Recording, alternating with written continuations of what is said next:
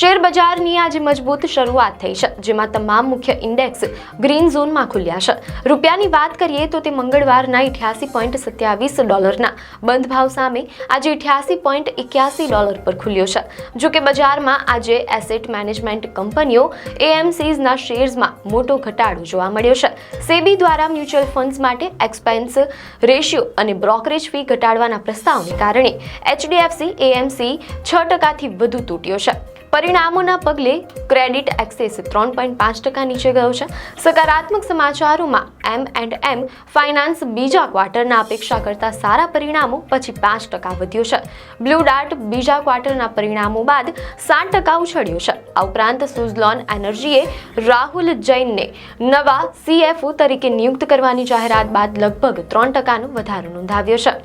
આવી જ news update માટે ધ લોકસત્તા પેજને ફોલો કરો।